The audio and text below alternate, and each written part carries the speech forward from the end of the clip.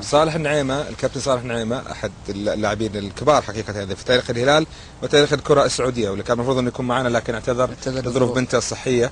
الله يلبسها ثوب الصحة والعافية إن شاء الله. يوسف ثنيان أيضا بعد يوسف ثنيان فيلسوف الكرة السعودية، ويعني صاحب النظرة الخاصة.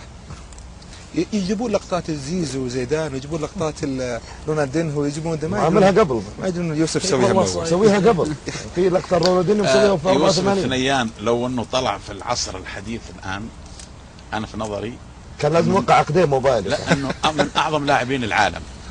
والله الحقيقه لا نقول هذا كلام لانه ابن الهلال وانه لا والله يملك شيء خرافي. خذ المدربين طال عمرك اللي يوريهم لقطاته يقولوا نفس كلام الامير بن. نعم.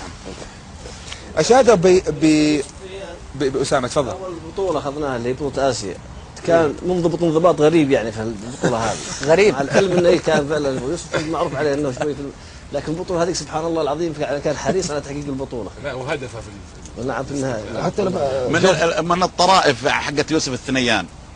ايه تعرف كان هو تجي فترات يغيب يعني زي خالد عزيز الحين. انقطع يغيب فجأة، شو اسوي؟ المهم استدعيته وقفته قلت له موقف فترة يعني ما اخذ الا هو كاتب خطاب يطلب اجازة بدون مرتب. استدعيته قلت كيف يا يوسف؟ الحين موقف تطلب اجازة بدون، كان ما ادري يعني يحاول او عرف فيعني عنده شيء كذا اجل ما ينفع التوقيف ما دامك اجازه.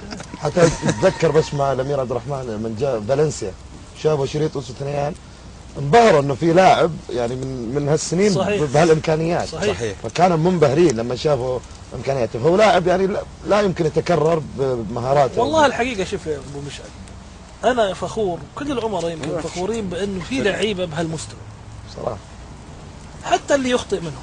يعني أنا فخور إني أرأس نادي فيها النوعية من اللعيب للأمانة، يعني ما شاء الله مواهب فذة وخلق عالي وفي روح فريق بطل، يعني تحس في كل واحد منهم رغبة في تحقيق إنجاز.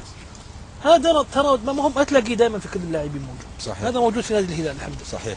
أنا كنت أستشهد بس تعليقا على يوسف ثنيان في مباراتنا ضد الفريق الكوري اللي في الرياض اللي تعادلنا فزنا 1-0 اللي اخذنا في بطولة آسيا في كوريا. كان يوسف دخل عليه لاعب من اللاعب الكورية وضرب يوسف ويوسف ما شافه، فبعد اللعبة يوسف كل كورة يدخل يضرب لاعب، كل كورة يدخل يضرب لاعب. قلت له يوسف ايش فيك ليش تضربهم؟ قال يا اخي ضربني واحد بس ما ادري اي واحد فيهم. قاعد نهدي فيه لا يوسف ما